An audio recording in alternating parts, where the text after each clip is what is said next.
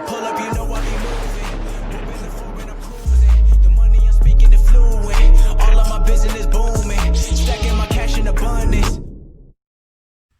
Yo les postos, bienvenue dans cette nouvelle vidéo. Avant de commencer cette vidéo, n'hésitez pas à venir me rejoindre en masse sur mon Instagram SBFootNews. Les postos, vous y retrouverez toute l'actualité du Paris Saint-Germain, de tout le football européen, 24h sur 24, 7 jours sur 7, info mercato, plus tous les autres infos du football en général. SBFootNews, c'est en bas, en lien en description les postos. On commence avec le mercato parisien. Le Paris Saint-Germain pense à Emerson. Avant même l'ouverture du mercato, le PSG a lancé une révolution en limogeant Thomas Tuchel et en nommant Mauricio Pochettino. Le technicien argentin va pouvoir peut-être avoir quelques renforts cet hiver, même si le directeur sportif Leonardo privilégie des échanges de joueurs.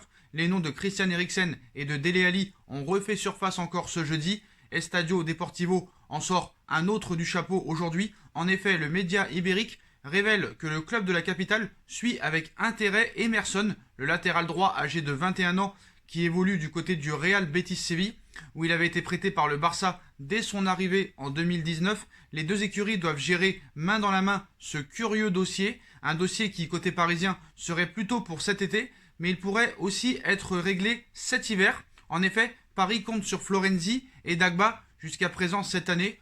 Moi, je suis désolé, hein. Bon, j'ai vu Emerson jouer avec le Betis Séville, c'est franchement pas mal. Et il y a 10 classes d'écart entre lui et Colin Dagba. Est-ce que Colin Dagba peut progresser au Paris Saint-Germain? J'en doute fort. J'espère que l'arrivée de Pochettino le fera évoluer dans le bon sens. Mais quand tu vois que le mec, ça fait maintenant plus de 2 ans qu'il est là, il n'arrive toujours pas à faire un centre correct. Il faut quand même se poser des questions et peut-être penser à s'en séparer. Emerson, moi je dirais, pourquoi pas vraiment, combien ça coûte réellement? On sait que le Barça est en crise financière, plus de 500 millions d'euros de dette, la masse salariale qui est la plus grande d'Europe. Je pense pas qu'ils vont le laisser partir gratuitement et qu'ils ne feront pas de cadeau au Paris Saint-Germain, surtout après les histoires de remontada, de Neymar en 2017, de Xavi Simons. On voit encore que Paris est sur Messi pour cet été. Il y a un 8e de finale qui arrive, donc la tension entre les deux clubs est grande. À voir ce qui peut se passer réellement et quel sera le véritable prix du Barça. Après, on annonce que ça pourrait être réglé cet hiver. Je vois pas comment. On est curieux de voir. En tout cas, moi, Emerson, je ne dis pas non pour le latéral droit, honnêtement. Donc, comme vous le savez, Leonardo va privilégier un petit peu peut-être des échanges ou des prêts. Dele Alli, apparemment, le dossier est relancé. Paris est confiant dans ce dossier. Dele Alli veut rejoindre le Paris Saint-Germain. Apparemment, Tottenham, ce serait dans tout son intérêt de le prêter pour les 6 mois qui viennent pour qu'il se relance pour la saison prochaine. Ils attendent le retour de Gareth Bale ainsi que de Lo Celso pour voir un petit peu s'ils peuvent se permettre de laisser filer Dele Alli pour quelques mois. Pourquoi pas? Après, tu le ferais jouer où réellement? On sait qu'il y a du monde devant. Est-ce que Draxler pourrait être vendu? J'en doute fort. À voir, vraiment à voir. Mais voilà, Dele Alli ne sera pas acheté par le Paris Saint-Germain. Ce sera soit un prêt, soit rien du tout. Voilà, ça il faut être très clair. À moins d'un échange de joueurs, Julian Draxler, Ali. Est-ce que vraiment Mourinho souhaiterait avoir Draxler en échange d'Ali, même si de Ali il n'en veut plus du tout? Ça me paraît un petit peu utopique, même si Draxler quand même a beaucoup plus joué que Dele Alli ces derniers mois. Pour le dossier Sergio Ramos, le PSG aurait lâché une première réponse pour Sergio Ramos. Ces derniers jours, de nombreuses rumeurs ont envoyé Sergio Ramos au Paris Saint-Germain, de quoi visiblement faire réagir le club de la capitale. N'arrivant pas à tomber d'accord avec Florentino Pérez pour une prolongation, Sergio Ramos pourrait donc quitter le Real Madrid à l'issue de la saison. Un coup de tonnerre en préparation et l'Espagnol pourrait notamment rebondir au Paris Saint-Germain. Toujours à la recherche de successeurs de Thiago Silva, Leonardo pourrait donc saisir cette grosse occasion avec Sergio Ramos. On vous rappelle les propos de Ramos qui auraient été dits en interne. Au PSG, ils m'ont dit qu'il ferait une équipe avec moi et Lionel Messi. Aurait-il lâché à son président? Paris apparemment aurait tenu à répondre. Du côté du Real Madrid, l'inquiétude monte de plus en plus concernant un futur départ de Sergio Ramos. Toutefois, le PSG serait venu rassurer les merengues, soi-disant. En effet, selon les informations de Josep Pedrerol, dévoilées lors de El Chiringuito TV, la direction parisienne aurait appelé celle du Real Madrid pour expliquer que ce qui sortait dans la presse actuellement était complètement faux et que rien n'avait été proposé à Sergio Ramos. Est-ce que c'est vraiment de la communication? Aucun des deux clubs n'a vraiment dit vraiment ce qu'il en était. On connaît le marché des transferts, comment ça se passe. Apparemment, le vestiaire madrilène est très énervé qu'on ne propose vraiment pas grand-chose à Sergio Ramos et qu'on veut lui faire baisser son salaire avec tout ce qu'il a fait pour le club. Hein. Voilà, je vous rappelle, hein, apparemment Ramos touche près de 12 millions d'euros par an. Il voudrait renouveler son contrat au même salaire, sauf que le Real Madrid veut lui faire baisser son salaire de 12 à 10 millions. Alors qu'à David Alaba, il lui proposerait 10 millions d'euros, mais David Alaba, c'est bizarre, lui, il aurait refusé plus de 15 millions au Bayern. Est-ce que l'argent maintenant ne serait plus un problème pour les joueurs? J'en doute fort. Mais en tout cas, voilà, à l'heure actuelle où on vous parle, Sergio Ramos n'a toujours pas prolongé au Real Madrid. Donc, pour l'instant, il est libre de négocier avec n'importe quel club. Et comme je vous l'ai dit, hein, vu le palmarès qu'il a et vu la qualité physique qu'il a en ce moment, et vu les performances qu'il fait au Real Madrid, où vraiment le Real Madrid en ce moment, surtout l'année dernière, est dépendant de lui, moi je ne dirais pas non. Et arrêtez de dire qu'il va prendre la place de Marquinhos, qu'il va prendre la place de Kipembe. Avec tous les matchs qu'il y a dans une saison, tu peux parfaitement faire jouer les trois 20 ou 25 matchs chacun. Faut arrêter à un moment donné. Et puis les gens ils condamnent direct Kipembe. Pourquoi ce serait pas Marquinhos qui serait condamné? Donc à un moment donné, stop. Il faut que tu aies trois défenseurs centrales. On se rappelle à l'époque quand il y avait David Luiz, Thiago Silva, Marquinhos, les trois avaient 20-25 matchs dans les jambes. Surtout que Ramos, s'il vient à signer au Paris Saint-Germain, il se rapproche des 35 ans. Donc ce serait plus une alternative qui pourrait enchaîner plusieurs matchs. Donc à un moment donné, stop. Il faut un petit peu être conscient des choses et avoir un petit peu de la compétence footballistique parce qu'à un moment donné, ce n'est plus crédible. Donc voilà pour Sergio Ramos. Hein. Autre piste du Paris Saint-Germain qui, je pense, pour moi, devrait être prioritaire pour l'été prochain, plus que Messi, plus que Sergio Ramos, c'est le dossier David Alaba.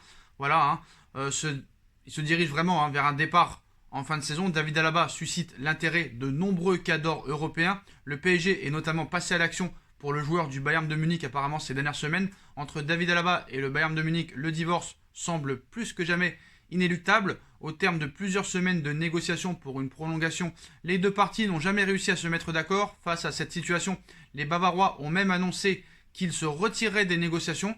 Dans sa dernière année de contrat, l'Autrichien se retrouvera donc libre à la fin de la saison et peut dès à présent négocier avec son futur club. Alors, où rebondira Alaba? En coulisses, ça s'agite autour du défenseur polyvalent de 28 ans. Sur le marché, David Alaba est une incroyable affaire. Faut dire la vérité. Avec le palmarès qu'il a, avec la qualité, la polyvalence qu'il a, un joueur comme ça, avec ce palmarès qui est gratuit, à cet âge-là, tout le monde va se battre pour l'avoir. Voilà, c'est une incroyable affaire à saisir. Le PSG l'aurait d'ailleurs très bien compris. Selon les informations de Nicolo Schilla, Leonardo aurait déjà formulé une offre pour le joueur du Bayern de Munich. Toutefois, comme l'explique le journaliste italien, cela ne serait pas la seule offre entre les mains de Pini Zahavi. Voilà, Pini Zahavi qui est l'agent de David Alaba, le Real Madrid qui est en pole position, Chelsea, Liverpool, la Juve et l'Inter de Milan en auraient fait de même. Moi je dis la vérité, il faut vraiment se concentrer sur ce dossier. Parce que moi on me parle de Messi qui est gratuit, très bien, Ramos qui est gratuit, très bien, tu peux aller chercher ces joueurs. Mais quand tu vois les catastrophes qu'on a à gauche depuis l'absence de Bernat, il faut absolument un latéral gauche de classe mondiale. Non seulement là, tu as la possibilité d'en faire un, gratuit, même s'il y aurait une prime à la signature ou sûrement un très gros salaire, mais moi franchement à la base je le comprends pas parce que il a refusé une offre de prolongation de contrat de plus de 15 millions d'euros du Bayern. Il serait prêt à accepter au Real Madrid 10 millions d'euros. Apparemment lui, sa préférence est pour le Real Madrid, mais tant que rien n'est signé, je pense que voilà. On sait qu'à gauche, il y a du monde côté madrilène. Marcelo, qui est en contrat encore jusqu'en 2022, il va falloir s'en débarrasser, c'est pas évident de le vendre à quelqu'un. Et aussi Fernand Mendy, qui est maintenant titulaire indiscutable avec Zinedine Zidane. Donc peut-être que Paris a une chance, Paris doit se jeter sur le dossier de David Alaba. Ce serait une faute professionnelle de ne pas tout faire pour le convaincre de venir. Paris a déjà réussi à convaincre des Zlatan, des Neymar, des Mbappé, des Thiago Silva, des Lavezzi, des Cavani. Il doit saisir cette chance.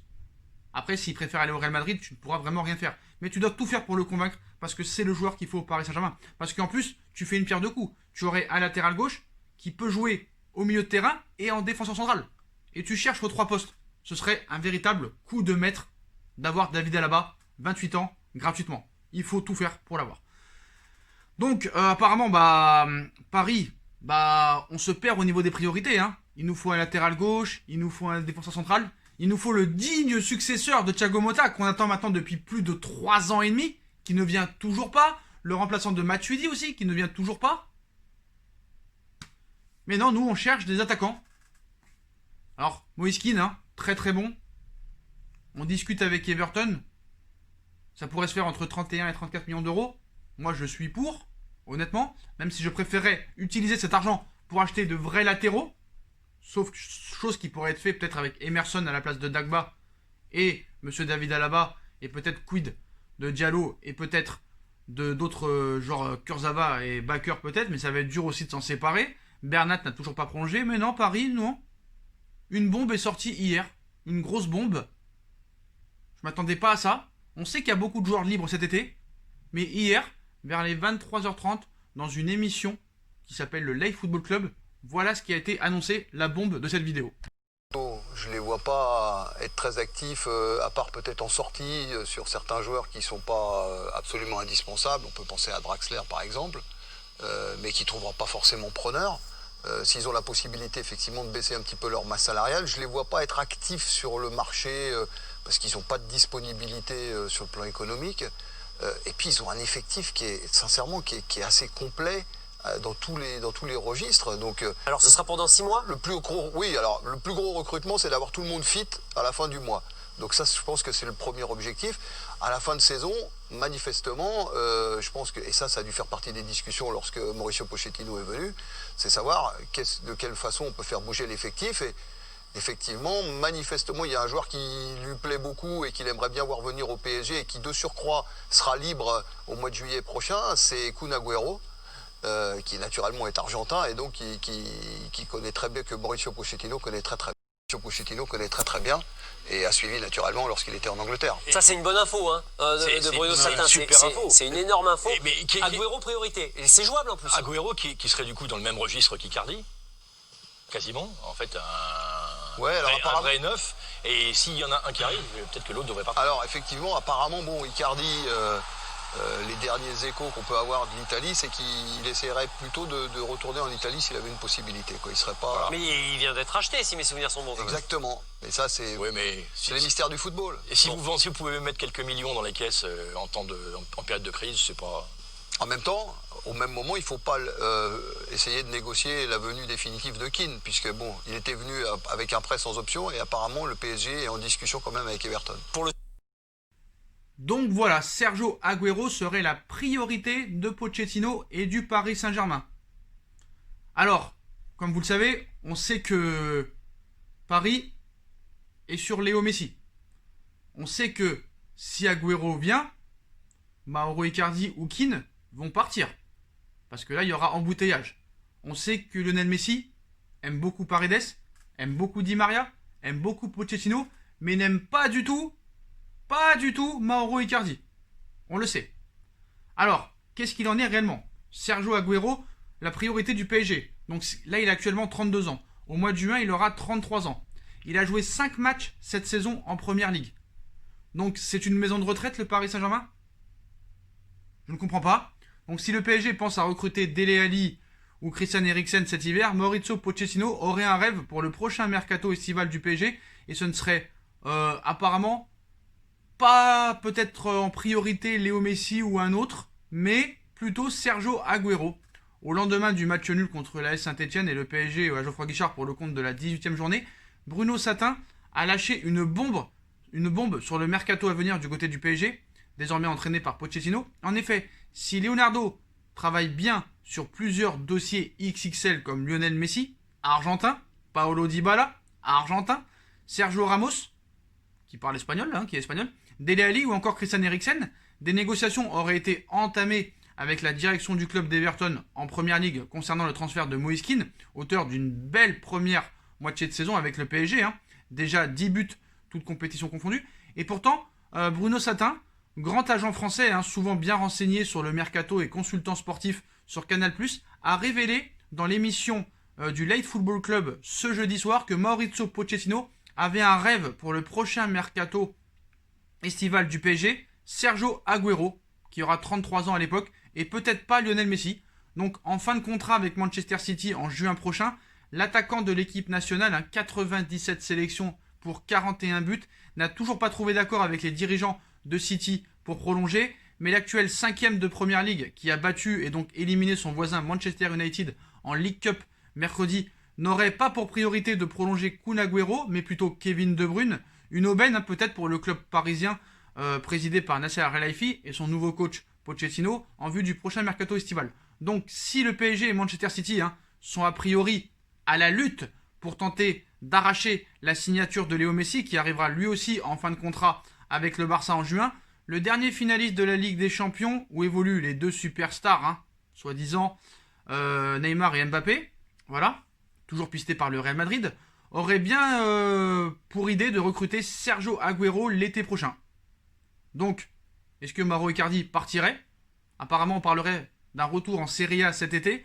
Nasser Al-Khelaifi et l'émir du Qatar ont toujours comme objectif principal de prolonger les contrats de Kylian Mbappé, Bernat, peut-être moins Ángel Di María, tous deux liés au PSG jusqu'en 2022, surtout Monsieur Mbappé, les autres c'est 2021. On sait que, il est dans le viseur du Real Madrid depuis très longtemps, Mbappé. Toutefois, si Leonardo fait actuellement tout son possible pour boucler le transfert définitif de Moïse Kean, malgré les hautes exigences des dirigeants d'Everton, la piste menant à Sergio Agüero est, on va dire, pour moi, elle n'est pas très alléchante. Voilà. Donc certes, c'est un très bon joueur, de par l'immense talent de buteur qu'il a à Manchester City, mais aussi de par sa situation contractuelle. Certes, il est libre en juin, mais il ne joue plus vraiment, il enchaîne les blessures, et il a un salaire actuellement de 13,5 millions d'euros. Donc, mais avec Moïse Kean et une possible arrivée donc peut-être de Sergio Agüero au Paris Saint-Germain, Mauro Icardi risquerait effectivement d'être de trop au sein de l'effectif parisien dirigé par Pochettino. Et toujours selon Bruno Satin, l'ancien buteur de l'Inter de Milan serait tenté par un retour en Serie A, notamment à la Juventus de Turin. Recruté définitivement l'été dernier par le club de la capitale pour 55 millions d'euros, Mauro Icardi avait réalisé une première partie de saison dernière très intéressante avec le Paris Saint-Germain, avec un total de 20 buts, 12 en Ligue 1, 5 en Ligue des Champions, 3 en Coupe de la Ligue. Mais cette saison, l'attaquant international argentin compte seulement 8 matchs pour 1 but et a malheureusement contracté le Covid-19 au début de l'exercice 2020-2021, puis a enchaîné les blessures. Donc pour toutes ces raisons, Mauro Icardi pourrait clairement être poussé vers la sortie par Leonardo lors du mercato l'été prochain. Et ça tombe bien, la Serie A lui tendrait les bras. Affaire à suivre pour le coéquipier de Neymar et Mbappé. Alors moi franchement, je vais vous dire la vérité. Certes, Kun Agüero a été un excellent joueur, mais je suis contre, totalement contre. Déjà, moi je pense que Mauro Icardi est un buteur, est un vrai neuf, et que si tu lui donnes des caviars dans la surface, il va te mettre 25 à 30 buts toute la saison. Moïse Kean prouve qu'il a sa place au Paris Saint-Germain, à droit devant le but, même s'il pourrait mieux encore faire. Il défend, il court de partout, très gros physique. Franchement, je préfère qu'on garde Moïse Kean et Monsieur Mauro Icardi plutôt que prendre Agüero, 33 ans, frère. C'est une incompétence infinie de prendre Agüero. Faut arrêter, avec tout le respect que j'ai pour Agüero. Le mec a joué 5 matchs cette saison, il enchaîne les blessures. Non. Il y a beaucoup mieux. Il y a beaucoup mieux en attaque. Je suis contre l'arrivée de Sergio Agüero. Je préfère garder Mauro Icardi. Mauro Icardi déjà est plus jeune, 28 ans. Il a un talent de buteur indéniable. Agüero, certes, est un joueur qui est plus flexible, qui peut jouer en faux neuf, en neuf, qui peut tourner autour de la surface, qui court beaucoup plus que Mauro Icardi, certes. Mais quand tu as un Neymar, quand tu as un Mbappé, s'ils joueraient collectif les deux et donneraient des caviars à Mauro Icardi, en fait, moi j'ai toujours dit, depuis que Icardi est arrivé, que Neymar, il faut qu'il retrouve son niveau du Barça, que Mbappé retrouve son niveau de Monaco ou de l'équipe de France, et Icardi qui soit un peu le Suarez de la MSN. Et là, tu l'aurais ta MSN avec Icardi, Mbappé, Neymar au meilleur niveau. Qu'est-ce que tu vas venir me chercher Agüero, 33 ans, alors que tu as Mauro Icardi, 28 ans, frère. Certes, Mauro Icardi enchaîne les blessures. Agüero, il n'enchaîne pas les blessures. Voilà, bon, apparemment, Pochettino veut tous les Argentins. Il veut Dybala, il veut Messi, il veut Agüero, il veut garder Di Maria, il veut garder Paredes. Donc voilà, il veut faire l'équipe d'Argentine à Paris. Mais ce serait une très mauvaise idée. J'espère que ça ne se fera pas. Je préfère garder Moïse Kean et garder Mauro Icardi, honnêtement. Voilà, je vous dis la vérité. Voilà, Agüero, 33 ans, pour moi c'est mort. Laissez tomber. Donc voilà les postos, voilà toutes les informations mercato 10 jours. Comme d'habitude, dites-moi en commentaire ce que vous en pensez les postos. Je compte sur vous pour bombarder la barre de like. On like, on partage, on commente, on s'abonne. On active la petite cloche pour être tenu au courant des vidéos qui vont sortir. On me rejoint sur mes différents réseaux sociaux, surtout sur mon Instagram SBFootNews les postos. Et tous les autres réseaux sociaux sont en lien en description. La cagnotte PayPal est toujours disponible si vous voulez soutenir la chaîne. Ma deuxième chaîne, No Feeling aussi, est en bas en description. Voilà, bientôt ça va arriver des projets sur No Feeling. Voilà les postos, je vous souhaite à tous une bonne continuation. Prenez soin de vous et à très vite pour une nouvelle vidéo les postos. Tchuss.